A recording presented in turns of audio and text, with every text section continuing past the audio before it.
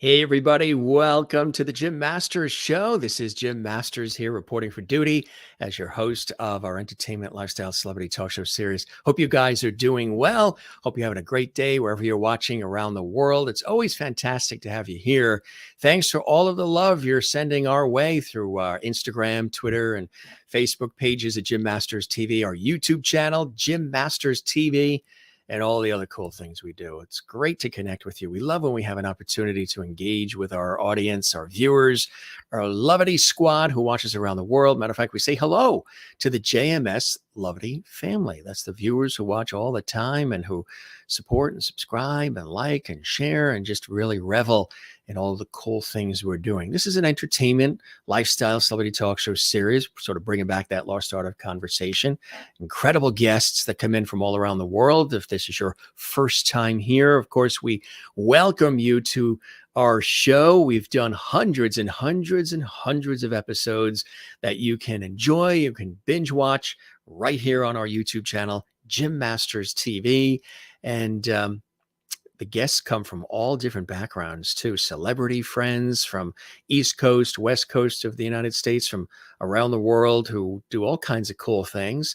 They connect with us. They connect with you through our show. And I think that's so awesome. So I hope you're having a good weekend, weekday, morning, night, noon, whatever day it is that you're watching, because we know some folks do watch this series at all different times and all different kinds of, times of the day and whatever the days are of the week, morning, noon, and night, because we have an international audience. We have folks that watch from here in the United States, Canada, all throughout North America, South America. We say hello to our South American viewers as well, and Brazil and Venezuela and Peru and other places.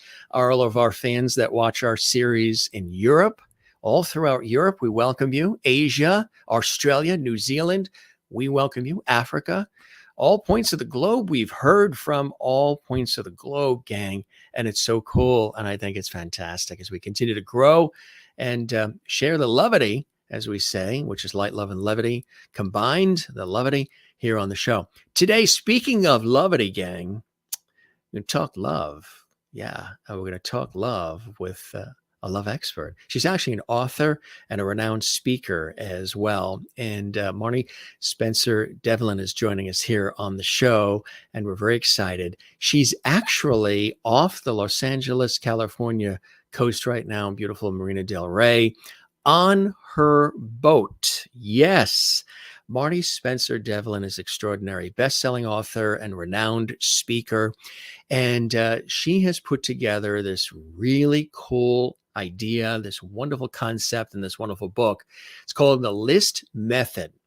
She says, the love of your life is out there. Where are you?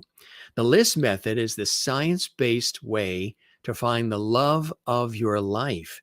And if you're searching and you're just like, at your wit's end, you're like, how come I'm not finding anybody? Well, where are you? That's what the question is here. The List Method is really an incredible book. Here's another shot of the actual book, the front cover, the back cover as well. I'm going to tell you how you're going to be able to access the book.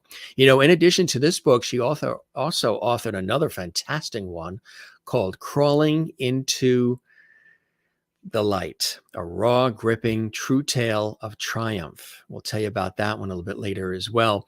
But again, this has been a mission for Marni on so many different levels. As a best-selling author, speaker, and so much more, Marni Spencer-Devlin spent years teaching her empowering brand of personal and professional authentic leadership to corporate professionals worldwide.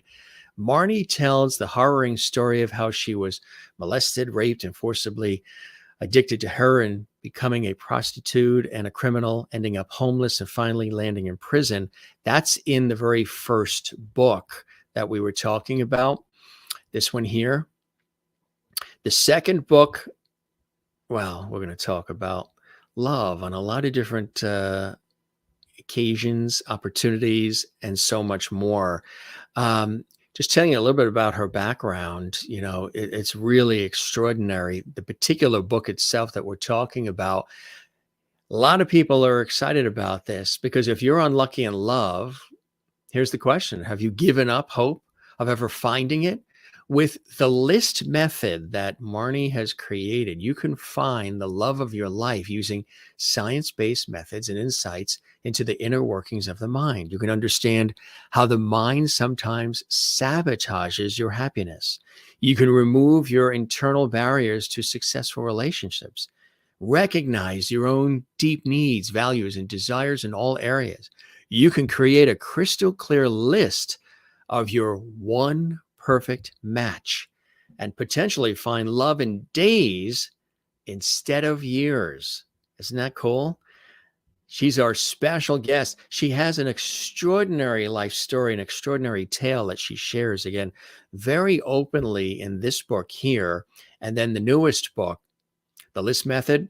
Again, if you are searching and searching and searching for love, but just can't find it, stick with us. There's some great tips coming your way here on the show. In addition to being an author and a renowned speaker, she's also a wonderful artist as well. That's right. She's a phenomenal artist.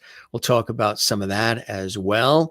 So all of those out there who are Jim Masters Show lovaties, just about everybody, this is the show for you. And I think you're going to get a lot out of it. And we're going to have a wonderful time as we welcome Marni from, again, she is on her boat in just off the coast of Los Angeles, California. And we're so excited to welcome her here to the show. So put your hands together, folks, and welcome Marni Spencer-Devlin to the Jim Masters Show. Marni, welcome to the program. It's an honor and a pleasure to have you here. Thank you so much for having me. I'm delighted to be here, Jim. Well, it's our pleasure. And what a story that you have. You know, I mentioned just a little teaser as far as what you've shared with the first book, the harrowing experiences and the things that you've gone through in life. How has all of that inspired you to do the incredible work that you do today, Marni? Well, it's all sort of a progression. I mean, I did have a pretty rough start in life. And the reason I wrote the first book and I held absolutely nothing back is because there are so many people that have gone through so many of these things. You know, they were molested, they were raped, they were maybe not everything the way I did, but they certainly had some. And that event can be so traumatic that they get stuck there and they think there's not life afterwards. I mean, I've been a criminal. I've been homeless for a while. I was in prison. Those are all things that when they happen to somebody, they go, oh, that's it. My life is over. I have a criminal history. That's it. My life is over. And my life is proof that that does not have to be the case. All these stones around your neck can turn into stepping stones. And then you move on beyond that. I learned a lot and I became very successful afterwards. And I had a big company and actually found that that wasn't really where my fulfillment and my happiness was. So I was fabulously wealthy and not happy. And I thought, what is wrong with you? You know, now you got it all and you're still not happy. You have to find what the thing is that really drives you and what you're meant to do, which for me was becoming a writer and an artist. And I also became a coach because I wanted to share that knowledge that I had gained with all this experience that I went through to really let people know, look, you're not stuck where you are. There is a way through. You can find who you really meant to be, which are not these horrible things that happen to you. Find what you're meant to do and then move on and then live your best life. And how I ended up with this present book was I became a coach to executive women because that's who I was and that's where I felt I could share the most. And I found that these women didn't need any help in their professional careers. What we always talked about most of the time was how come they were lonely? How come they didn't find the love? How come they didn't find the guy? Or even the ones that were in relationships and they weren't happy in their relationships. So it seems like most of the time we didn't talk about leadership. We didn't talk about careers. We talked about what happens when they go home at night. And that's when I realized that's where the need is. These women are fabulous. They know how to shine. They know how to make money. They're great. And then they go home and it's lonely. And that's not a life, because to me, a successful life should have a successful relationship. And I found that for myself. I mean, that was also a progression. And I felt that why not apply the same tenets that you apply to becoming successful in business to love life. And that is sort of how I developed this thing called the list method. And I did a lot of research, a lot of neuroscience, and other like, why do people act the way they do? And I end up coming up with this book, The List Method. That's why it's called the science-based way to find the love of your life, because it's definitely possible. It really, really is, isn't it? You can find the love of your life guaranteed, you say. Finally, with your book, The List Method, you won't have to spend another holiday alone. So this is Not exciting. it's a simple step-by-step way to find the love of your life using neuroscience. And maybe you can define for those who are watching who are interested in the finding the love part, but maybe they're not as familiar with what neuroscience actually is. Maybe you can take us through a little bit of a definition of what neuroscience actually is and how that's applied to all of this. Sure, I'd be happy to. It's understanding how the mind works. So essentially, what we're trying to do with the list method is show people, hack the way people go about finding love, because and not just any love, not just a nice your perfect match, the love of your life, your absolute, your epic love, because it is possible. It is out there. Because look how we go about finding love. If you go, when you first choose your career, you think about, oh, what would I like my life to look like? What am I good at? What am I interested in? In other words, you put some thought into that. When you start a business, there are viability studies, there are mission statements and vision statements, and then there's objectives, and you put all this thought into it before you invest one thin dime. Even your car, you know exactly what car you want to buy next. Is it a hybrid? Is it this? You know exactly, you have a clear plan of what it is you want to buy. Heck, you can go to the grocery store, you carry a list. But when it comes to the most important relationship of our lives, with the person that you're going to spend significant time of your time here on earth, and with whom you're going to share half of everything you own. And look at how we go about doing it. We rely on sheer luck. Friends set you up. You go to a bar. You see somebody across a crowded room. It's like, oh, that's yes. And we leave it completely up to luck. And then we're surprised why 50% of all marriages end in divorce. And even the marriages that do seem to make it, they will always tell you, oh, it's hard work. A good relationship is hard work. That's just because you're not with the right person.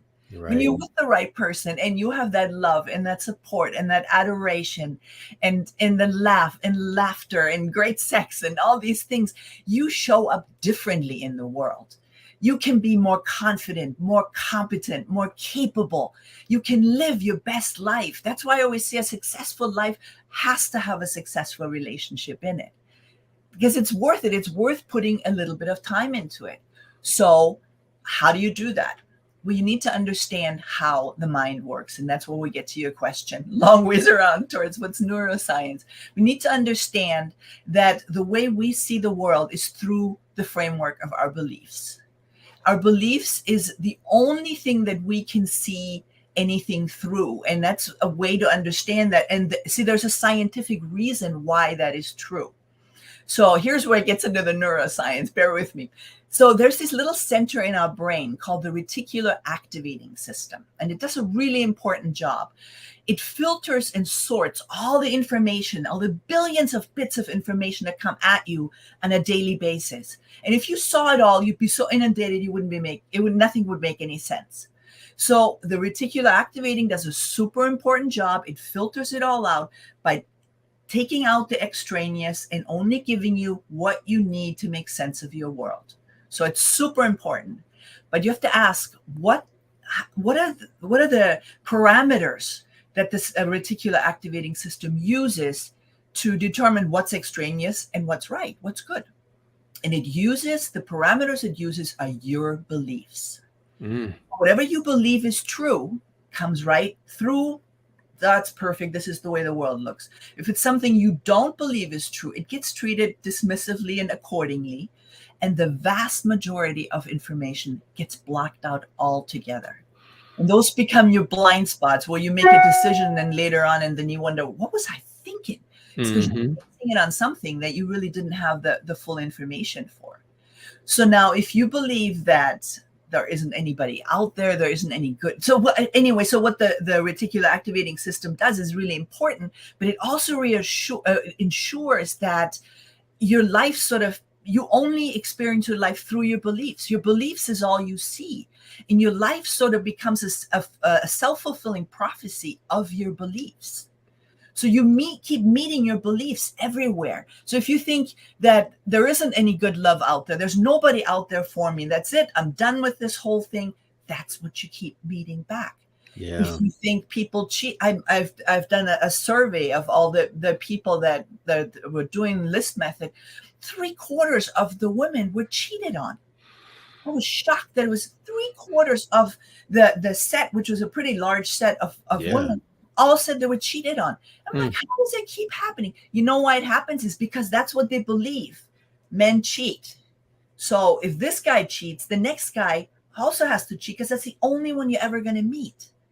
So you really become a self-fulfilling prophecy of your own beliefs. So whatever's happening in your life, that's what you believe. You know, it's manifestation, a lot of it, isn't it? Absolutely. If truth is truth is truth. Whether you come from science or you come from metaphysics, it doesn't matter. It'll always come out to be the same. So yes, it is metaphysics as well. What was it about this particular subject, this topic, that really inspired you to the point of needing to create the list method and create this book for the good of everybody else, Marni? Oh, I tell you, I'm so passionate about, I want people to be able to live their best life because people are lonely. And they'll tell you, oh, I'm perfectly fine living on my own. I'm perfectly fine being single. And then they do the most desperate things. They meet somebody, and a friend of mine just got involved with a couple. So now there's 3 people. That's not going to work. It's going to, people do the craziest things. Or you meet somebody and you don't really like them that much, but heck, there's nobody else out there. Let's just give it a try anyway. And it doesn't end well. And, we're meant to live our best life. We're meant to be living in joy and again, be confident to give to the world what we're meant to give. And it's just better to do that when you have a working, healthy, supportive, fun, epic romance. By becoming aware of your own intrinsic needs and desires, values, personal standards, as well as a clear vision of what your perfect life would look like is really important, right? Creating that detailed list of that one person who matches you in all areas. Absolutely. The problem is, what do you do with those beliefs? So how do you turn that around? And the problem is you can't. Right. You cannot change an existing belief. So it's fun to have me on your show. Thank you very much. There's nothing else I can tell you. No, but it is kind of true. Yes and no. You cannot change an actual belief. That's because a belief isn't really just a concept in your brain that you act accordingly. A belief is an actual physical manifestation in the brain. See, if you think a thought long enough and hard enough, the nerves that are involved in that transaction start physically reaching out to each other and forming connections called synaptic connections. They form bridges that the thought energy can run over. And the more that thought or energy runs over, the stronger those bridges become. And we literally become set in our ways. And if somebody comes along and tries to change your mind and tries to tell you, no, it's love is out there, it's wonderful, it doesn't feel good. You kind of feel like you're being lied to. Anytime something tries to change your mind, the mind will resist it. Because the mind's a living organism. And like any living organism, it's hardwired to resist injury, and any threat, any attempt, any outside attempt to change its structure, that belief structure, is regarded as a threat. So the mind will actually send out an unpleasant physical sensation. When somebody tries to change your mind, you don't like it. Mm-hmm. You know this. If you run into somebody that has different political beliefs from you see a lot of that going on now. A lot of that going on. Right. And when somebody like that comes, don't you just feel your hackles rise? They're just, that's the mind saying, no, I don't want you messing with my structure. I don't like it. So you cannot change the mind head on. So that's just a fact. You can't want to as much as you like, but it's a physical structure in your brain. So how do you change it? Well, you can't change a physical exact thought, but you can think a new one. So then you can say, all right, yes, it's true. Love is horrible and all that stuff. But in a perfect world, what would I like to see instead? And that's where that work comes in that you were just talking about. And that's really the work where you say, okay, what would I like instead? In a perfect world, what would I like my life to look like? What's a perfect life in my vision? What are my personal standards? What are my values? What is my ideal life like? And you ask yourself all these questions. And in fact, if your audience members would go to my website, thelistmethod.com/workbook, you will actually find an entire workbook, give it away for free. It's the entire workbook of all the questions you need to ask yourself. So you come up with a real idea of what do I even want from my life? Mm-hmm. That's how you go about finding your perfect partner. So when I know exactly what I want from my life, then I can figure out, well, who's my perfect match? Obviously, it's a person that matches me in these values, that wants to have a similar life than I want to live. And so you come up with step by step a really clear description. And here it is. You come up with a description of one person. It's not a group of people. Oh, I like to have walks on the beach. You might like walks on the beach, but that doesn't describe one person. And I'd like somebody who likes animals or somebody who's nice to me. Well, there's a lot of people that fall into that category. It needs to be a description that is so detailed that if you give me your description and you send me to the airport and you say, okay, they're flying in at this flight and at this time, here's the list, I will find them. Mm. That's how detailed your list has to become, because you are looking for your one perfect match, and you will find them. Because as Rumi said, lovers don't eventually just meet somewhere. Lovers were in each other all along. What about those who say that they're looking for somebody who almost is a duplicate of themselves? They want an exact version of themselves in the other person, or the other theory of opposites attract, that yin and yang of it all. Well, we're nothing alike, but we're a couple because what he or she offers is so different than what I do. It keeps it exciting, and vice versa. What you offer to them is unlike anything they're familiar with, but it keeps it exciting.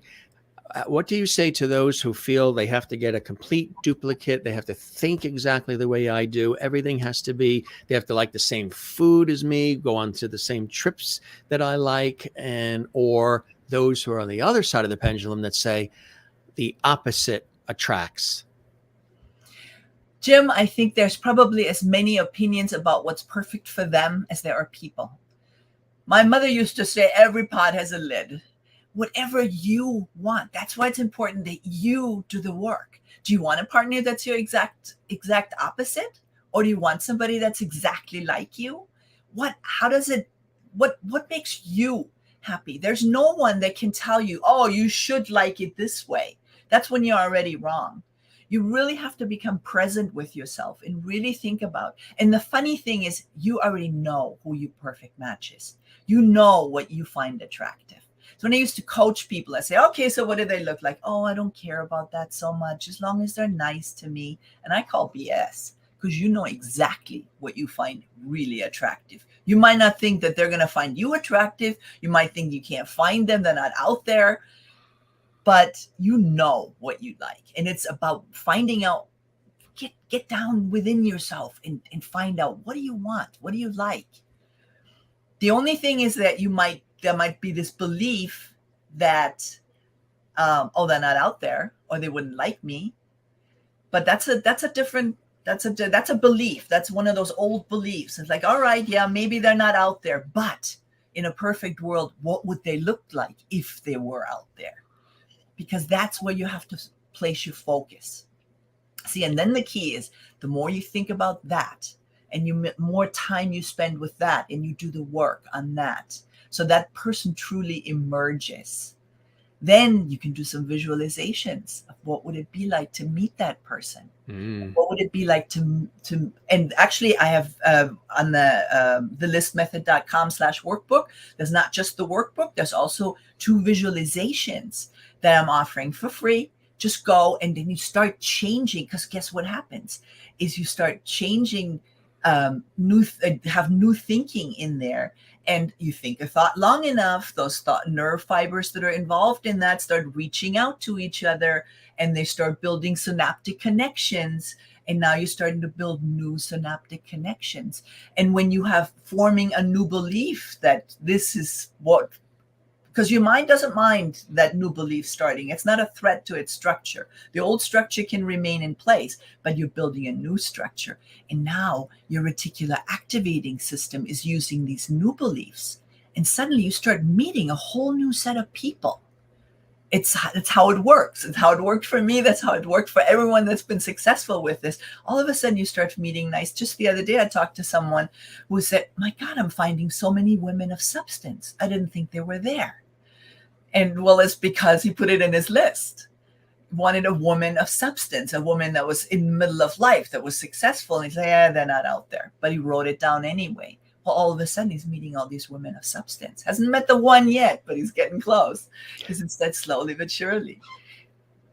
That's amazing. That really is fantastic, the way you have this all sort Science. of broken out. You really believe that people deserve the fairy tale, right? You mentioned that in one of the chapters. Absolutely. Everyone deserves the fairy tale. And even though maybe right now you don't even believe the fairy tale exists, oh, those kind of relationships don't exist. They do exist. They do exist. And once you, I mean, for me, for myself, when I found my perfect mate, I didn't even know how good life could be. I thought I was looking for a harmonious relationship with a person I found very attractive. And yes, I found that, but it has grown over the years, and it's just insane how wonderful it is. And it gets better every single day. And that is such a gift. When you wake up in the morning and you look at that person, you go, oh my God, so much love. And it just, it changes your physiology. In fact, that is actually science. You become healthier when you're in a wonderful relationship like that. You become stronger. It's good for your blood pressure. You live longer. I mean, there's so many benefits that I didn't even realize until I felt them on my own being, how wonderful it is to have that kind of love. It's really magical. One of the things you always hear when you ask people, what's the secret to a long relationship, a long marriage, whatever it may be, a lot of people will always say 2 things. You'll always hear this, and I'd love to know your thoughts on it. They'll always say the secret to the success is compromise. And the second thing they'll say is everything is got to be 50-50. And maybe a third is that they were your friend in a way. There was a friendship there before the love and lust even came. And that fact that you respect each other as a friend first sort of enhances the longevity. What do you think about any of that? The 50-50, the compromise? The last one is definitely true. I think if you're with your perfect mate, then it is going to be a friendship. My perfect mate is definitely my best friend, and my business advisor, and my life advisor, and my everything. It's just it's yes, definitely there's all of that, as well as my sexual desire, as well as my playmate, and to do fun stuff with. And it's definitely, but I think that arises out of being with your perfect mate. I don't think we do any deal making or any compromising at all. There's so much love that it's never a question of, oh, well, I gave you this last time, and it doesn't, there's so much love that I'm just like, this is what you want. That's what we're going to do. And when both people do that, there's an overflow of I feel so given to, so taken care of, that I never feel like I'm deprived, or I have to say, well, last time I did this for you, so you should. It never even comes up, because there's so much love. And I think that's what happens when you're with your perfect mate. The compromise, I always say, you know what a compromise is? It's the Mm. warm feeling of knowing the other person didn't get what they wanted either. Right. Obviously, True. that's facetious. I That's think in epic love, there is no such thing. You talk about the value also of planning ahead. Tell us about that, Marnie. Well, that's the thing. People say, "Oh, you can't plan love, and it should just happen by accident." But that's a recipe for disaster. Nothing in life. You don't go to the grocery store without having some plan ahead, because otherwise you're going to buy a whole lot of stuff that you didn't mean to buy in the first place, and probably Been there, done that. You go in for milk and you come out with $300 worth of groceries. that's something. There's usually the time when I only go for the two things, and I only have milk and bananas on my list, and that's when I walk out with the whole And you grocery. notice how we always tell the cashier, I only was coming in here for milk. It's funny you should mention it, because you're right. I always do that. I always defend How myself. many times the cashiers probably hear that from everybody? I heard that from them, and then yeah, it's true. No, there is definitely value in planning ahead, and you must plan your relationship as well, and that comes from doing the work, asking yourself, what do I really want? Always starts with you. It doesn't start with them. What do you want? What is good for you? What is your ideal, life in everything, not just love. You Right. think your whole life, who do I want to be professionally? Well, if you're like yourself, I mean, you have a really interesting thing. You travel for your work and all that. Now, if you're with a spouse who wants you home all the time, it's going to create friction. And then it's your preference. Do you want that spouse to go with you and travel with you, or would that drive you nuts? Do you need the alone time? I get a lot Or of alone time personally. or they could feel competitive with the attention Oh, that you get very from the much. public because you are a public figure. You're out there, you're meeting people, doing things. Maybe there's people who express their appreciation for what you do. And that adulation that you get, which is part of what you do, your passion, your love for your work, the other person can feel threatened by or competitive with. Absolutely. Instead of when you come home and they celebrate and you go, "Oh my God, Saying, this was awesome. I'm right. so proud of you. We're I'm proud saying, to be see with this check, you." see these dollar figures? That's actually a good That's thing for all that's of us. You benefit from that too. We all do. yeah, but So if I it's have to shake that, some extra you know, hands, that's a good thing. it's true. But you want to be celebrated for your success. Your partner, Sure. your perfect match, adores that you are successful, and they would never go, "Oh, I don't want that." My partner is insanely thrilled that I'm out there right now. I'm promoting the book. I'm promoting my art. So I'm actually out there a lot right now. Oh my God, I get nothing but adulation for that. I'm so proud of you. I'm proud to be with you. It feels nice. I never have that feeling, but I totally get it. That would be bad. There's another area too that you hit upon. Um, Money mindsets. And Oh, sometimes there's two different beliefs on that. Tell us about how you tackle that in the book as well. well, I'm sure you've heard money is the biggest reason why couples fight. You definitely have to put that on your list. What do I want financially? And there people get a little weird. They go, "Oh, do I sound mercenary? Do I sound like?" But I knew I wanted somebody that was financially well off. I was financially well off. I don't want somebody that's poor thinking.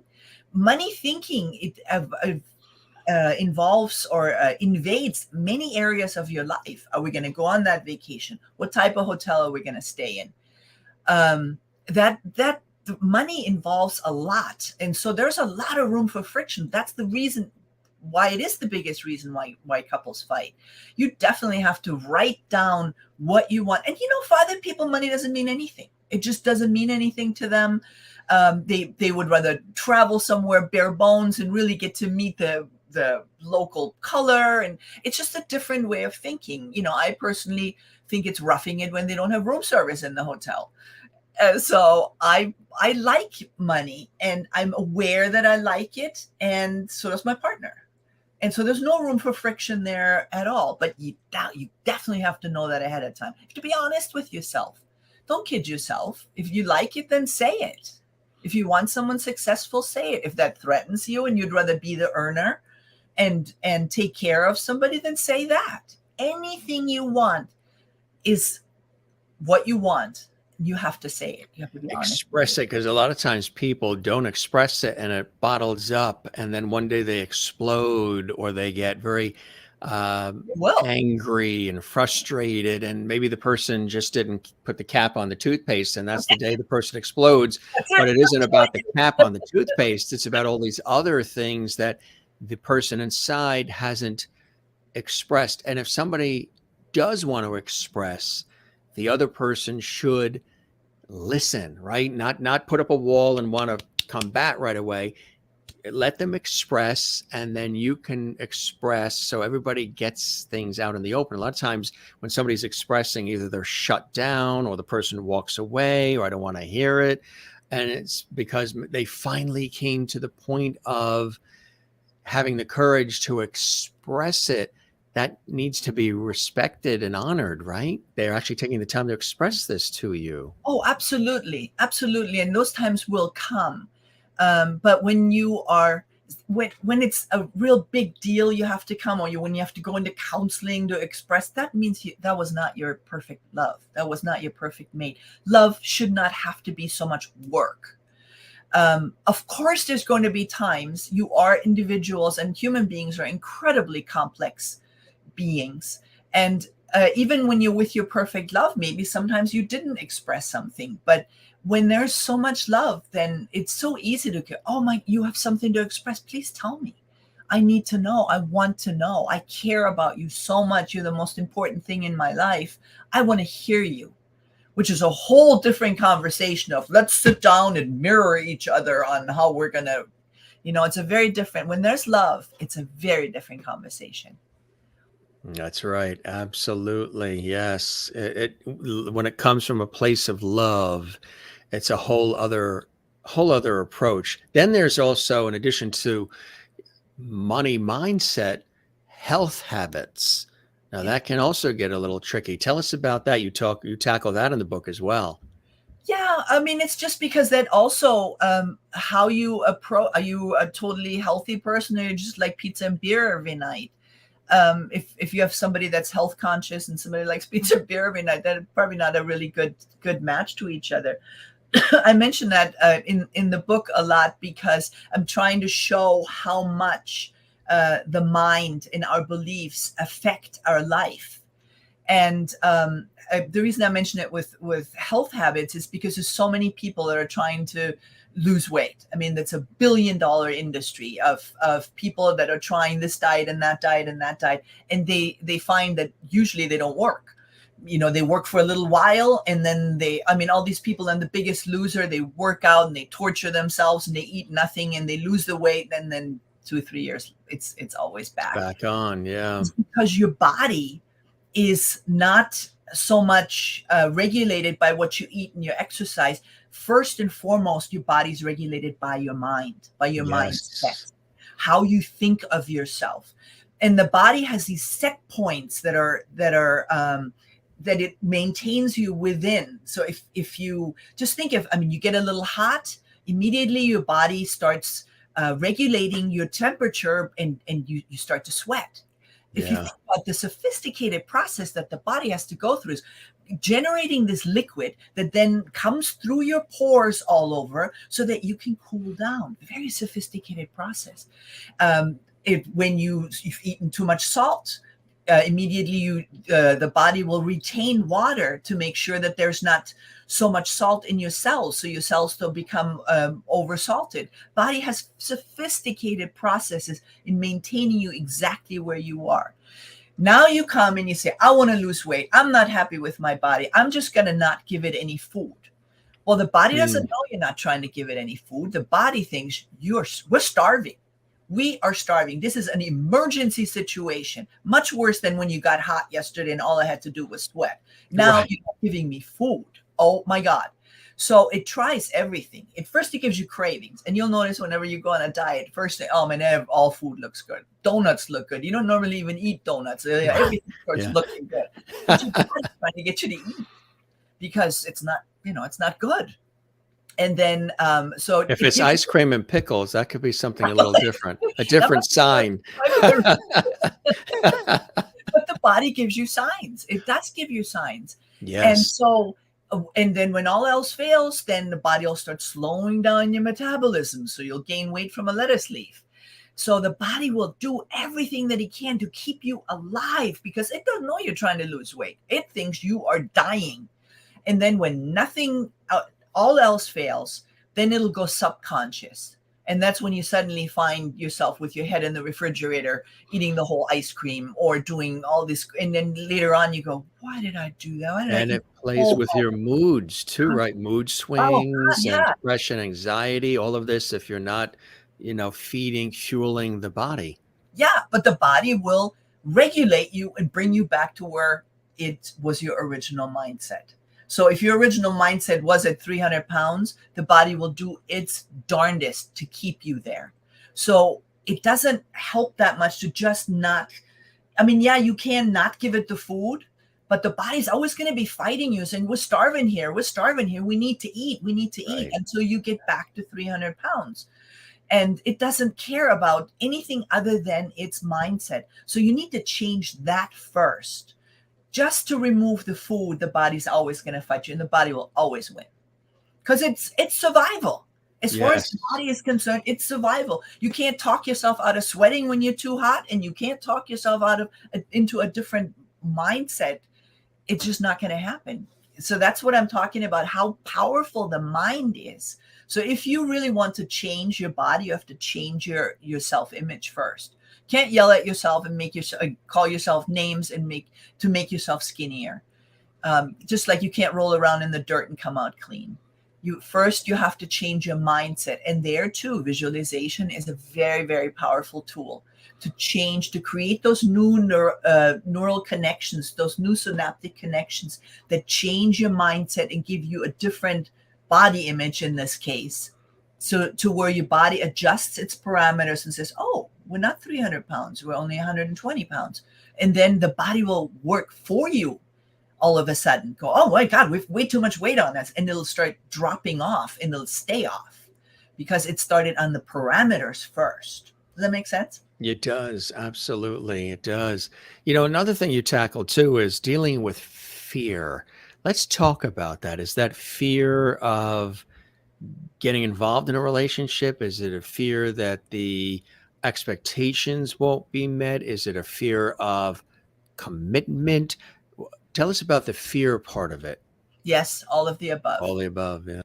Any fear is it will control you. It's a response to an emotion. And when you're finding that you're not meeting the right person, so maybe you've made a list and you're not meeting the right person, there is a barrier in the way. And it could be a fear of commitment kind of a thing. That's something that will keep you from meeting the right person. You might have a list of your perfect match, but then if you have that underlying fear of commitment, then you're not going to meet them. If there's a fear that there's no good people out there, you're not going to meet them. So all these barriers, those underneath barriers that will prevent you from having the life that you want to have.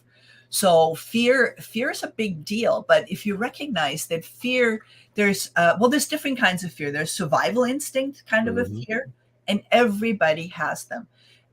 Survival instinct is there to keep us surviving, so we don't do anything silly or whatever. So when the survival instinct kicks in, it's always because there was fear, there's something unknown is coming. And for any new project, anywhere in life that you deal with, that fear is always going to be there because the survival instinct is trying to keep you from potential danger. So anything that is potential danger, it will keep you from doing, and it'll throw up all those barriers to keep you from moving forward. Funny enough, even if you're driving on the freeway and you find that there's the accident on the other side and you want to just kind of rubberneck and you want to see, don't blame yourself. That's your survival instinct. Your survival instinct needs to know what's going on over there, because if there was danger over there, then it's potential danger. It could happen to you as well. So you must know. You must know. You know, we read the crime blotter. Why do people read the crime blotter? Because there's potential danger. If it happened to those people, it can happen to you as well. So that's why we do these things. And it's subconscious. You don't even know that you're doing it. You just find yourself rubbernecking and you find yourself interested. Breaking news. I mean, you're the reporter. Why do we listen to when our phone clinks with breaking news? Boy, we look every time because we need to know there's potential danger there. We need to know if it happened to those people, it could happen to us as well. And that's sort of the thing that keeps us from moving forward in a new situation. As always, if there's potential, and any new is potential danger. Any unknown is potential danger. If you're moving forward professionally, that's a job you've never done before. It's normal to have some trepidation and go, what's going to happen when I get there? It's the potential for the unknown. And everybody has it. Oprah gets it. Richard Branson gets it. We all get fear of the unknown. Every time you do something new, there's this potential. The only difference between the Oprahs and the Richard Bransons of us, they have approached new situations so often. They're so used to going, yeah, it feels, but we're going to move anyway, that it becomes more part of your normal reaction time. And it's not so difficult. While somebody that doesn't do a whole lot of new things, that new potential is a lot harder. So then you really have a decision. Should I move forward or should I not move forward? Well, if you don't move forward, then the worst things already happened. Then if I move forward and I won't succeed, well, yeah, if you don't move forward, you also won't succeed. So you beat yourself. The circumstances didn't have to come and beat you. You beat yourself. Right, exactly. Well, you talk about stepping into the unknown. Yeah, you have to step into the unknown every time. I know it feels awful, but it feels awful only because your survival instinct is trying to keep you from moving into danger. And if you know that feeling, then when you feel that anxiety rising, you don't have to listen to it. You just have to feel it and move on anyway. And there's nothing in the world that will not have that. There's no way to beat the survival instinct, which is good. The survival instinct's there to keep you alive.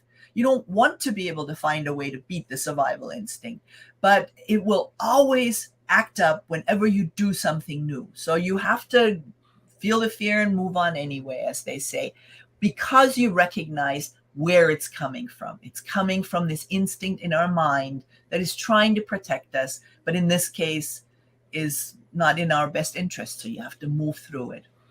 You also talk about in the book choosing freedom.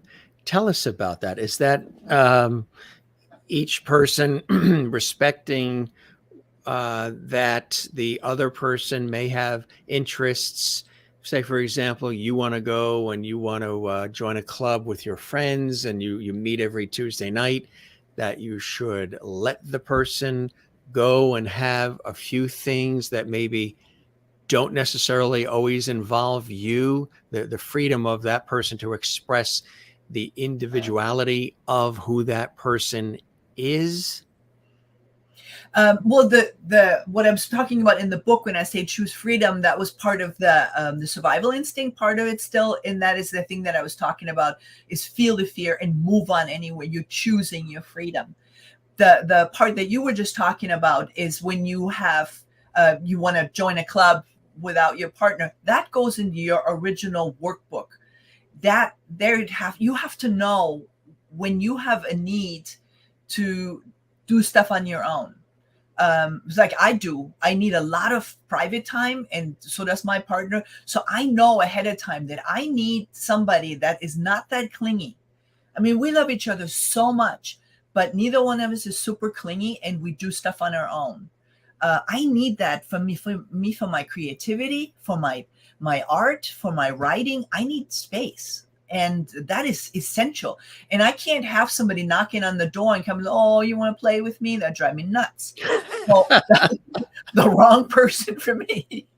And it's the same for my partner also. But that could also involve, hey, what if I'm into my partner is big time into athletics. I mean, like swimming around Manhattan Island kind of a thing, and rowing in a rowboat from California to Hawaii. I mean, those are big deals, you know, a real endurance athlete. And there's a lot of training involved that doesn't involve me, like would bore me to death. I mean, I would hate to torture myself that much. But to each his own. And Right. you know, that's when that's somebody's thing, that's part of what makes them. You know, my writing and my art they make me the best I can. I wouldn't want somebody that wants to depress that. And Right. equally, I wouldn't want to depress my partner. And if somebody wants to play pickleball on Tuesday, then let them. And if that's not something you can do, then that's probably not your perfect match. Right. Exactly. There's only Exactly. one perfect And match. that becomes a codependency sort of Yeah, situation, right? Yeah. exactly. Yeah. Yeah. Which That isn't means they have healthy. to probably do some work on themselves. I mean, if you're looking for somebody to make you feel less alone, and I talk about loneliness in the book too, because loneliness is probably the biggest reason why we will never find another person. Because loneliness, I mean, what's loneliness? Loneliness is that feeling that I'm I'm I'm here, and if I only would have another person here with me, then I wouldn't have to feel that awful feeling again. I feel like there's someone missing in my life. And if that person were there, then I wouldn't have to feel this feeling of loneliness. But that's not how it is, because loneliness is an inside job. There's Hmm. someone missing, but who's missing is yourself. You You're talk missing from your own life. You're from your neglecting own. your own life. Exactly. You're neglecting yourself. Other people are always more important. You're not present with yourself, and you're neglecting yourself. Pandemic, we talked about it earlier. During Mm. pandemic, so many people um, didn't take care of themselves at all. They didn't put any makeup on. They stayed in their pajamas all day long, and then they wondered why they were feeling lonely and why they were feeling life. They couldn't wait for things to open up, so You they know what happened, Marnie? They told us that we had to stay 6 feet away from one another, grew. but they didn't tell us that we're supposed to have stayed 10 feet away from our refrigerators. It's so true. You're right. They They did forgot not they teach you forgot that. that part. But That is so a lot of people during the pandemic, they also have been reevaluating their relationships, because now they had their own sort of life and they saw each other at the dinner table, and then they drove the kids to, soccer practice, whatever. And now they were in the house, and this is this person. They've been together for years, and it's like a whole new meeting of who are you again and who are you again. And there were a lot of people who split up and went different directions and just were reevaluating the relationships because they were actually confined in this one building during it all for more than just a weekend. and, yeah. and that was a real assessment, huh? Yeah. And then all of a sudden you go and you go, you know what? I don't like you that much. Yeah, I mean that I in a way that was I think the pandemic was an incredible opportunity and for that kind of thing, because if you're not with the person, because they're too, what do people do when they're dating? Oh, they pretend like they're somebody they're not, essentially. Women take better care of themselves. They show up incredibly wonderful. Everybody shows up incredibly wonderful, and then boy, as soon as that ring is on, everything changes. And then you're wondering, well, who is that person? Who did I marry? Well, now I'm married already, and now the kid comes along, and so now you try and just make it work, and you just try and stay at pickleball on Tuesday nights a little bit longer, just so you don't have to come home. But all that tells you is that was not your perfect match, because you didn't go No. about it with absolute clarity. Because when Right. you have that absolute clarity, you will attract your perfect mate in a shockingly fast way. A shockingly fast way. When you have that clarity and that absolute knowing, then it comes so fast. But if you don't have that clarity, any old thing comes along, you can't be surprised that when you're with that person, it's horrible. You My talk a lot. our pandemic was spent in, oh man, we had so much fun. It was You just so did, much. huh? We finally we really have to do anything else other than just have fun together, Did you bake a lot of bread? no, actually, we didn't so much. We went kayaking a lot every day. You were Uh, outdoors, you were with oh man, nature, and which is the place to be, right? I'm an yeah, ocean person, so for me, the ocean, we're here on the East Coast, but the ocean is my go-to. It just gives oh, I totally me get it. I'm in it all the time, doing everything you could do with the ocean, and it's just really it's larger than me, and Oh, it's very I can't. healing and beautiful, and I crave it. And we're just with it. You're on it right now in the boat, and we're just a couple blocks walking distance from it. Oh, It nice. really is. It feeds the soul. Nature Oh, does, and our environment does. Sometimes we don't go out and appreciate it enough, and it's I a don't constant. agree. It is a constant, but you would need a partner that would also enjoy that. If you have a partner that wants to be in the mountains, then that wouldn't work. But if two people together can enjoy it, that's just, it's because I agree. I'm an ocean person too. So there's just some magic to it. There really The is. tide, the sun sets in it, the sun rises in it, and it's just really incredible. Oh, You and the way it also smells, the negative ions and stuff. It just yeah, kills it. you get barefoot on the sand, and I'm Oh, always boogie boarding, surfing, swimming it, sailing it, floating in it, just getting in it. Even in December, you know, sometimes I'm I'll used to be in it. it, but that's when we're in Florida, not Ah, up north. That's we I did that over the Christmas holidays. We were in it, my then, and bad. it's still a little nippy compared to the summer, but Yeah. I just have to touch it and feel it. You also talk about blind spots. There's pop quiz and a lot of other things, and discovering your blind spots, the pain pleasure response. Don't put a butt where your mouth is, and the fine art of complaining. Whole area on blind spots. Tell us about that. Yeah, no, well, the blind spots, that thing I was talking about earlier, how the reticular activating system lets through your beliefs and lets through even the things that you don't believe, but treats them a certain way. And then a lot of stuff just gets blocked out altogether by necessity because there's so much information coming on. But when it's a blind spot for you, then you do stuff and later you wonder, why did I do that? So my perfect example on a blind spot for my own self, before I met my perfect match, I was single for a long time, like 10 years. And I was starting to think, well, maybe it would be nice to be in a relationship. And my drifted back towards my ex. Um, and I thought, well, it was good, but it was, um, I don't think I'll find someone of equal substance out there. It was a very interesting person, professional athlete, and I thought, I'm not gonna find. Yeah, there were a lot of things that were wrong with it, but maybe I won't find anyone better. That was my thinking. That was my blind spot. I actually went to that person and said, "Hey, should we give it another try?" And they laughed in my face. Like, don't you remember how things were? And but I was hung up on that. And I had my list already.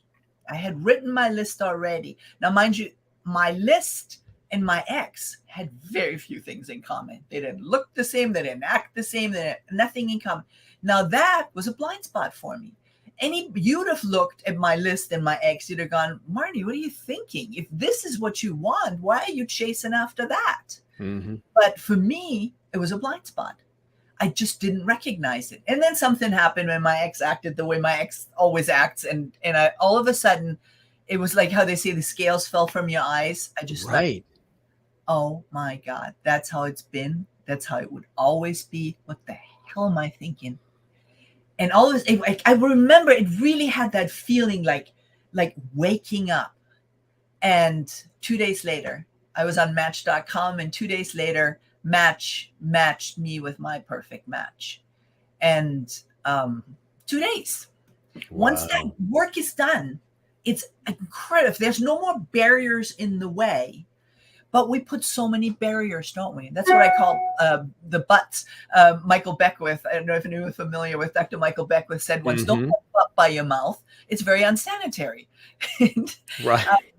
and what he was saying is that we say, oh, I'm looking for the love of my life, but I don't believe they're out there. I'm looking for freedom in my relationship, but I don't think I'm going to find that. We do this. We set forth an intention, and then we immediately put a but next to it that negates the whole thing. And then we wonder why we never get anywhere. And we go, oh, there's just nobody out there. I know there's nobody out there. Well, why? Because you set your intention and you butted it out of the way. Don't put a butt where your mouth is. It's very unsanitary. What? Not to butt in, right? What about somebody who you feel is matching all these elements that you really like and you're attracted to, and that sort of are checking off all the the workbook bucket lists, ideas and thoughts and hopes and dreams and desires, but they're very selfish and they're very narcissistic. Everything revolves around the light being on them, the focus being on them, and you're sort of around for the ride. But yet the person is still very attracted to them. There's a difference between love and lust, and you're lusting over this person and willing to do whatever it takes to capture the attention of the person, but the person is very self-centered and selfish and narcissistic, and you sort of realize that as you're stepping in, and it's a surprise to you. What about dealing with people who are selfish and narcissistic, but you're still attracted for some reason to that person? Well, I think, first of all, selfish. I think it is really important to be selfish. I think selfish gets a bad name because for a healthy person, they have to put themselves first. You always, and that goes towards the loneliness, towards the self-care. You must take care of yourself first. You can't pour from an empty vessel. If you haven't got it in you, you're never going to be able to show up properly for your partner or for your family. So you have to fill yourself up first. In an airplane, they tell you, in the case of an emergency, those little things come down, put it over your own nose first. The oxygen masks, yes. Yeah, even children. And they go, oh my God, help the kid first. No, because even the kid, you can't help first if you're passed out on the floor. I've had to learn that myself because I always thought it was selfish to grab it and put it in my first, because we were raised to help thy fellow neighbor. Yeah. But then I realized we all have to help each other individually. Then we can help others. You have to have the oxygen in you to be able to help others. Exactly, Jim. You're 100% right. It's gotten such a, selfishness is a bad thing, and being selfless is noble, but that's not an equation that can add up, because you will run out. And being burnout. What is selfless? Is you making yourself less. You don't have to make yourself less to be in a wonderful relationship. You build yourself up first, and then you give of your overflow. Then you can give to another person. What if they're narcissistic? You're dealing with somebody who is a real narcissist. I think basically underneath narcissism is the idea that you're not good enough, that you're not enough. So they're putting on the airs, and everything has to be presented a certain way, but underneath they don't feel worthy. Exactly. Tell me how great I am to convince me, who doesn't really believe that I'm that great. And then you need to hear it all the time. No, I don't believe it yet. Tell me some more. Tell me some more. And other people go, oh God, all right, yes, you're great, you're wonderful. But because when you don't believe it yourself, that's when you become this kind of annoying sort of person, or you want to run over, step over everybody else but it always comes out of a feeling of not feeling enough. But Marni, I think you're fantastic. Thank you. Well, I do think that I'm enough now. No, I didn't. I mean, we talked earlier about This is where you say you and me both, right, Jim? Exactly. We both. It's true. Well, the thing is, everybody is enough. And if everybody would figure out who they truly are, we're children of God. Everybody is not just enough. We're all magnificent. But look, every one of us is absolutely unique. When there's not a person out there, who would you compare yourself to say that you are not enough? When there's nobody that is, you're beyond compare. So, it's so crazy that we say, oh, I'm not enough. Well, yeah, you are, because you're the only one of you there is. Mm-hmm. So you're perfect the way you are. And people always say, oh, we're not perfect. I think we're all perfect. And if people figure out that they are and truly perfect and look for their own perfection, it would be a different world. Just like the Billy Joel song, or the phrase that Mr. Rogers used to say, like you just the way you are. Well, it's true though, isn't it? And then we always try to compare ourselves to anybody else. And when that's a big thing. Now we've got social media, and that's bringing in a whole other element of comparison and, all of the competitiveness and all this stuff. How has that done anything good or bad for relationships or just society? Well, I think it always boils down to you have to be selfish. You have to put yourself first. You can't compare yourself to anyone else. You'll always lose if you compare yourself to somebody else, because you're looking at the things that is something that you don't have. So you're always comparing it to something, because that's where your eye fell. And it's like, oh, they've got this. Well, you've got other things. So you're always comparing apples to oranges. And if you compare an apple and an orange, which is better? Well, if you're going to say, oh, well, I love that orange color and I don't have that. Well, yeah, but you're an apple and you have so many other qualities that an orange doesn't have. You can't ever compare. And when you're so removed from yourself and so not present with yourself, that you need to always look out there to try and make yourself that there's no happiness to be found. That's part of that loneliness that I'm always talking about, that will prevent you from finding your perfect match. Because the unfortunate part on that one is that you always meet yourself. You always see your beliefs. So if you are a lonely person and a person that doesn't think that they're all that good, the only other person you're going to meet is somebody who's equally lonely, because that's where your radar is. And you're going to find them. And then you have two lonely people together. And initially it's like, oh my God, Eureka, I finally found the one, because we have something in common. I don't know what it is, but it's in common. Well, the thing you have in common is you're both lonely. And first you just cling on to each other and you give to each other. And it's just like, but usually around 3 months or so, that feeling starts coming back up again. It's like, wait a minute, I don't feel so good. Hey, but I'm lonely. So that means now all of a sudden it's your fault, though. You weren't keeping up your side of the bargain. You said I was never going to be lonely again with your love, but here I'm feeling lonely again. So it must be you're not keeping up with your side of it. So that's when things can kind of get wonky again. And then you go, okay, it's just like all the rest. I'm just as lonely as I was before. Who needs them? Out. And then you start all over again, except now your beliefs are a little bit firmer that there's not a good one out there, and that they're all narcissists and they're all can't appreciate you and don't appreciate all you do for them, and all the stories that we tell ourselves. But the best way to beat that kind of, if whatever always comes up to you, is this process that I invented, which is the art of complaining. Write down, and I know people say complaining. Nobody likes a complainer. Nobody likes a whiner. But there is a real art in this that can really help you to turn it all around. So if you take whatever the situation is, whatever your complaint is at the time, is it about another person? Is it about your life? Is it whatever is going on, whatever is making you unhappy? Write it down and complain. Don't try and explain it. Don't try and let anyone else off the hook. They are doing this to me and I hate it and whatever's. Because what it does is it helps you sort of face yourself. Because so first you write down your whole complaint, you write the whole thing out, and then you turn it around. What would I like to see instead? So that's almost a little bit like the workbook. Here's the problem. Yes, here's the problem. And it's horrible and it's terrible. And here's my complaint. All right, then if this is how it is, what would I like to see instead? And then you reverse every sentence the other way around. Yeah, they're not appreciating my efforts at work. They are appreciating my efforts at work. They're seeing my wonderful contributions, and they are appreciating my efforts at work. Or wherever it is, I can't find a decent partner, and it's like now I'm finding, I'm only meeting wonderful, interesting, exciting people.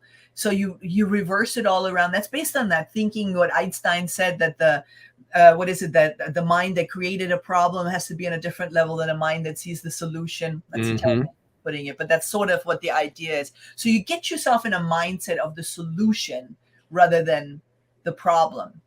And then there's also another step to it. When you're writing all your complaint down, then there's another exercise that comes out of it, where wherever you put they don't appreciate me at work, then you put I. They don't appreciate my efforts at work. I don't appreciate my efforts at work. Because the fact is, if you appreciated yourself properly, it wouldn't matter what anybody else thinks. So you're the problem. You're the one that's not appreciating yourself. So you can go down the line and turn every complaint that you might have had, and you put yourself in there, because that's how you take your power back. You take it away from them. They're doing this stuff to me. It's like, I'm doing this to me. Well, I'm going to stop. I'm not going to do that anymore. And then that's how you become free from all those barriers, all the barriers that could be in your way, all your fears that could be in your way. They can all be made clear by writing a complaint about them. Writing a complaint is the ideal solution to all of them. What is, if somebody's listening to this, watching this episode of the Jim Masters Show, and they're really loving this, all of our lovities watching from around the world, and they already said you're a lovity, you're definitely a lovity, my friend. What's one of the first things, like if they're soaking all this up and they're like, oh boy, this seems so daunting, this is all new information, I don't know what to do first. What is the first thing somebody could do even today to at least get on the path of finding that love of their life? It's very easy. Well, first of all, it would help to read the book. There's a lot of information, and we've talked about a lot of it, but it's just explained better in the book, to where you can we say, okay, this makes sense. Now I understand why I'm acting this way. It explains a lot of stuff. But then the real thing is, and actually, if you go to my website, which is thelistmethod.com, a link to the book is right on there. It'll take you straight to Amazon where you can buy the book. But if you go to thelistmethod/workbook.com, that's where you're going to download the workbook, and you're going to start to do the work to really ask yourself, what do I want in this life? Regardless of what I think and how horrible the world might be, in a perfect world, what do I want? And you really give yourself the honor and the respect to hearing your own inner voice about, who am I? What do I want out of life? What are my values? What are my personal standards? What's the most important thing to me? What does my perfect life look like? And then you can start surmising a really exact list of the person that would match you, because you know who that person is. You just haven't asked yourself. You haven't heard that inner voice on that particular problem. And then you start finding your perfect list. And once you have your perfect list, and again, read the book, because it'll help you also get rid of a lot of those barriers that you have in the way. Once those barriers are out of the way and you have your list, I'm telling you, it could be days till you meet that person. And then email me, get in touch with me, because I want to know. Because on the back of the book, there's already 2 of them. I have one marriage and a baby, and I have one about to get married. So things are moving. People are just so excited when they do it. They go, oh my God, this went much quicker than I thought. This is so exciting. And it's so much fun. I have this vision of millions of people living their best lives because they have this epic romance, and they know what it's like. It is truly magic. You said Incredible. The ocean is magic. Yes. Epic romance is magic. I mentioned briefly too, and you talked just briefly about it, if folks want to pick this up too, your original book, which really is very, very impactful, Crawling into the Light, a raw, gripping, true tale of triumph. Tell us a little bit about that as people are perusing the websites. They might want to pick this up as well. Yeah, and it's I think it's going to be in a similar page, and then my author page, you certainly see it on there. There's 3 versions of it. Get the latest version. Yes, because I've rewritten them a couple of times. But yeah, it's basically my story, which is a pretty harrowing story, and it's brutal for that to happen to a child. But again, I wrote all of that, and it's all the crazy things that happened to me. And then, after I get out of prison, before I went into prison, I'd been homeless, and I was a junkie, and I was just so desperate. I weighed 123 pounds. I was just this just like a homeless person that you see on the street, and you wonder, God, what is their story? Well, that was my story. And I don't look like that anymore today. And that's the reason I wrote the book, because I want people to know that there is another side to it. So I came to that point, and it was when I was homeless that I thought, you know what? No matter what I've done in life, this I don't deserve. I deserve better than this. And that's all I really knew. I deserve better than this. And it was a change in trajectory for me because I felt I was such a wretch that I deserved nothing. I'm worthless. I deserve nothing. And from that thinking to think I deserve better than this, whatever that may be. And then I went to the police and I turned myself in for all the stuff that that I'd gotten busted for and during the time being out there, being a junkie. And that was my turning point. And they did sentence me to prison, which was, oh my God, I was so terrified. But I kept saying, where's the positive in there? Where am I? And for better or for worse, I decided to treat that prison sentence as my own personal rehab. And I took care of myself and I worked on myself. I worked on myself physically. And I did all I could to change who I was. By the time I got out, I was a totally new person. And immediately things started looking up. Somebody gave me a job in marketing and I really enjoyed marketing. I was really good at it.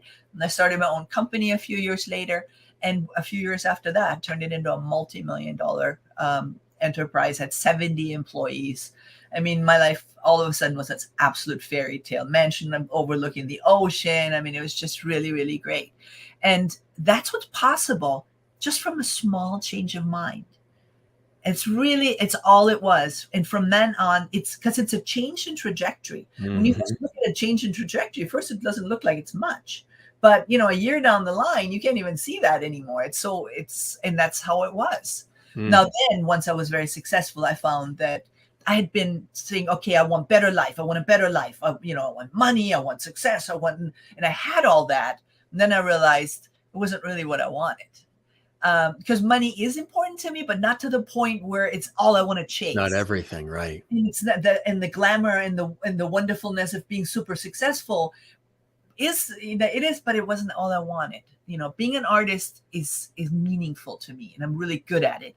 Being a writer is meaningful to me. So you got to find the thing that's meaningful to you, and that's when you really start thriving. Absolutely right.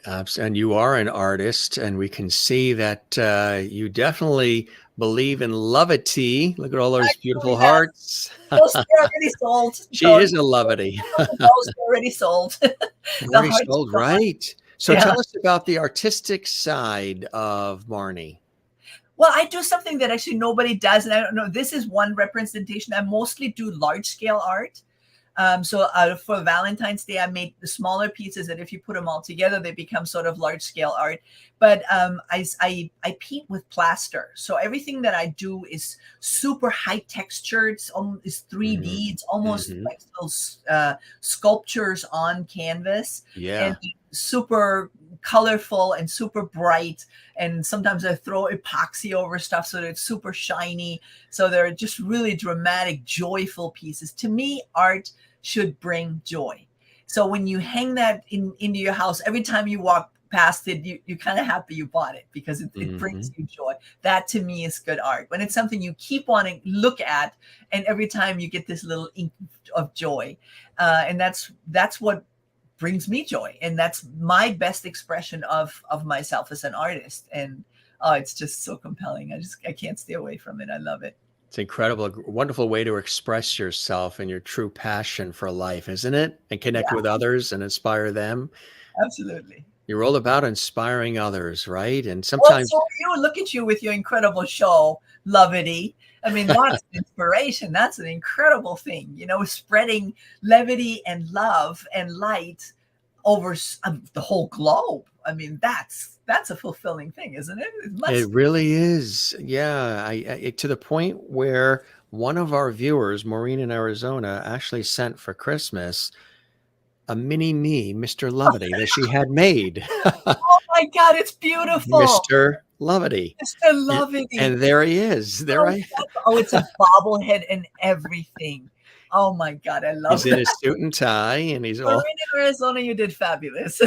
From our viewer, I tell you, that more handsome, but isn't that cool? Oh, it's so Yeah. super cool. Somebody else that pops in all the time that loves to greet our viewers, Mr. George Burns is with us as well. Oh, say good night, Gracie. My aunt collected dolls. I mentioned this towards the end. That's a good one. And this is a real collectible, I know. And she Wow. was a serious collector of all kinds of dolls. This got passed down to me. And he's got a cigar there, his red hanky, and he sends his love. He sends his love to you. Oh, that is so, thank you, Isn't that George. cool? Putting smiles on people's faces and interjecting some levity into the situation, I think, is so essential, because sometimes you see a lot of people who are, you wonder if there's even a pulse. They're not smiling. They're not. And I'll always tell people, when you're out, when we're going over a bridge, look at the view. Don't just look at the road, or, if you're driving, you look at the road, but even then take a quick glance and then go back to the steering wheel. But, look at the vista. They don't even look at the vista anymore. The best way They don't look at the vista. The vista with their phone. When they're in the city, they're always looking down. I say, look up at the buildings. Look at, the way the sun is bouncing off the glass skyscrapers. Look up at these amazing things. And we have to remind ourselves oftentimes to stop and have that coffee and smell the roses and take time for ourselves and for one another. And I always talk about how empathy and kindness, just you as an individual, because then that helps you with relationships of all kinds in your life, family, friends, colleagues, loving relationships. Having an expression of empathy and kindness really is something of great importance, isn't it? I think so. Absolutely. I think we're all intrinsically kind. People just don't, they block themselves. Yes. And speaking, neuroscience, you were saying, look further, extend your view. That is actually a neuroscientific fact, that if you extend your view towards the horizon, it increases serotonin in your mind, in your brain, and it makes you happy. So there is something to be said for what you're saying, even scientifically. It increases. So just from where we're looking up like this, increases stress. Yeah. And once you look further and you extend to the horizon, it actually increases your serotonin in your brain. It really, really does. So And conversations like this does as well. Releases those endorphins, those feel-good hormones, everything on so many different levels. There's the book, gang. We encourage you to dig in. You're going to absolutely love it. Could be a gift for somebody as well. And again, there's the website, thelistmethod.com. You could do /workshop also. Workbook yeah, that's to be able to workbook and the visualization.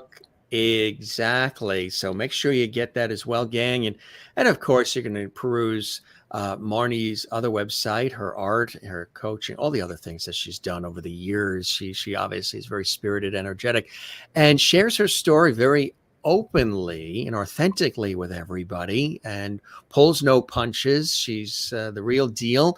And sometimes, you have to take a couple of steps backward in life to really take 2, 3, 4, 5 and limitless steps forward in life, right? Absolutely. It's all about authenticity. You got to be who you are. You do. Every one of us is unique. So if you're not being who you are, you're missing out. Yeah. And so it's the world, because you're not showing up as 100%. You're living a lie, and eventually you're going to slip up. The jig will be up. Somebody will figure it out and say, wait a minute, I know you personally, and that's not you. Yeah, you're depriving yourself, and you're depriving the world as well, of yourself. All of us are accidents. We're all here for a reason. That's exactly right, Marni. Absolutely. Well, I certainly hope you enjoy the time with me as much as I have with you. Oh my God, this was the best. Thank you so much for having me on your show. It's just absolute joy to be here with you. Oh, you as well. And I hope the show met whatever expectations you had as well, too. Oh my God, you're the best. Clearly it shows. How your experience shows. You're very, very good at what you do.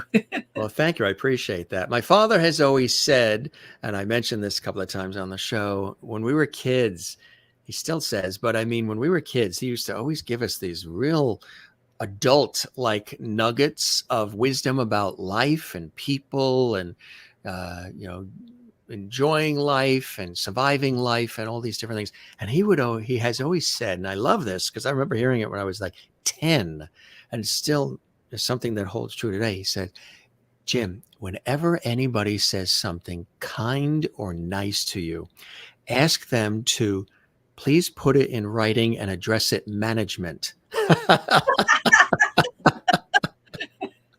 Whoever the management is, just put it in writing, address it management. It's funny. That's the humor. Guy. Yes, charismatic, Irish from New York City, all those characteristics. And I think that's where the levity comes from, passed down to Junior here, to James Jr. That's a great inheritance.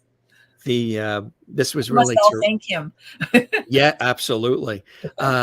This was really terrific, and folks can, if they joined us late, they can see this on our YouTube channel, Jim Masters TV, and you can find Marni everywhere. And congratulations on everything, and the fact that you're so real and authentic, but so passionate, and you're helping so many people. And I know it's a full circle for you, because as you're inspiring and empowering others, which you've done for such a long time, it comes back to you tenfold. And it's such an incredible, sweet spot to be. So kudos and congratulations to you, Marni. Thanks for stopping by the Jim Master Show, spending time with me and our lovely viewers from around the world. Wish you continued blessing and joy in your life. We'll keep the porch light on for you. You're welcome back anytime, and I hope you'll spread the word to others about our series, The Jim Master Show. Thank you so much. It was truly a joy.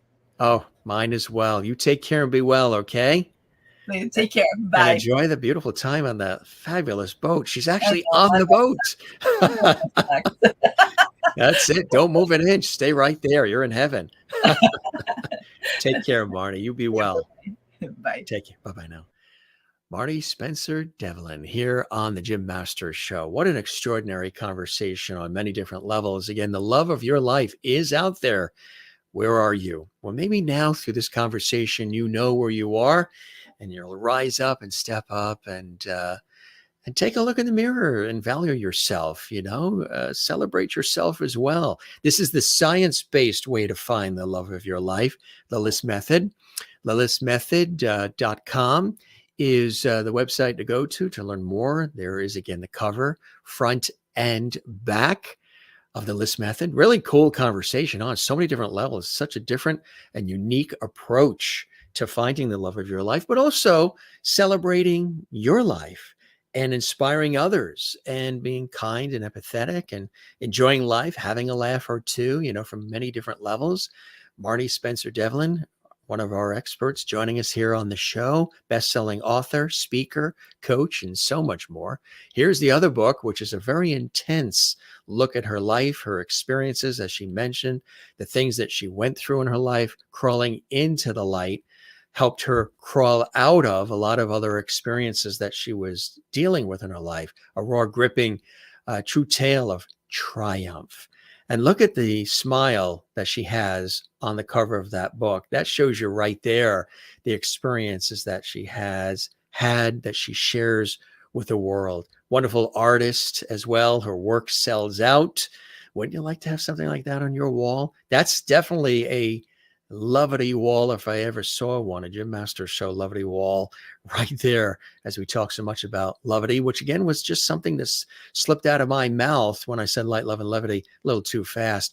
We thank Marni for joining us here on the show, gang. Truly a fantastic conversation on so many extraordinary levels.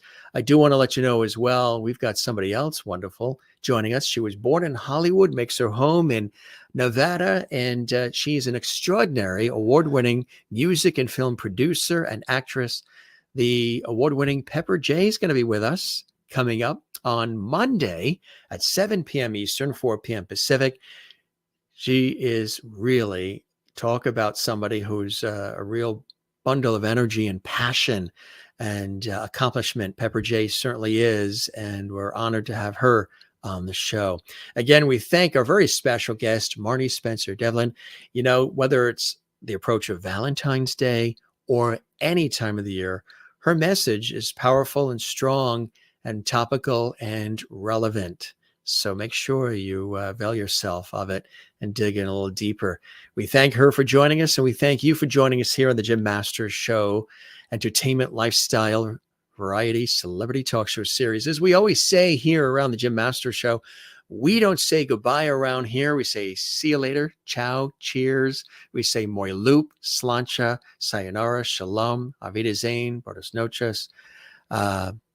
Take care, be well, be good to one another, love one another. And don't forget, as Marni also said, we talk about it a lot, don't forget to take time for yourself and relax. Be sure and relax. Things get a little crazy in our lives every day. So take time to relax, take time for yourself.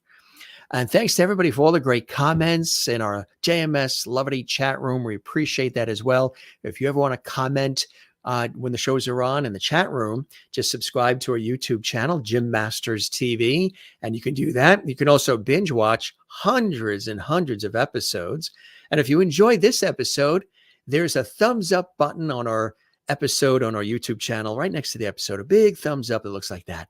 Give it a thumbs up, give us a like. Drop a comment in our comments section, our YouTube channel underneath this episode. And don't forget to subscribe to the channel. Doesn't cost anything when you do. You click that and you're part of the JMS Lovity squad, supporting what we do here on the series. You can also do a super thanks as well. There's a little heart icon next to all the episodes. Click that and that helps support all of this content, these hours and hours of conversations, entertainment, levity, interaction with our viewers around the world, and the extraordinary guests that come in from Broadway and Hollywood, television, film, music, stage, culinary arts, health and wellness, sports, comedy, inspiration, and everything in between.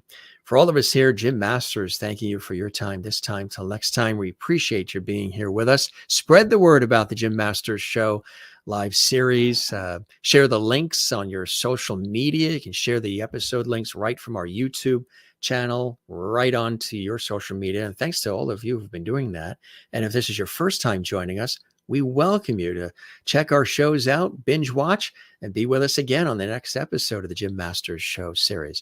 And to those of you who have been with us since day one, or maybe joined us way back when we started this series, we thank you very much for being with us as well as we continue to grow and expand and just spread the sunshine with our series here, the Jim Masters Show series. So you be well. You take care. We'll see you on the next episode, gang. All right. We love you all. Take care and cheers.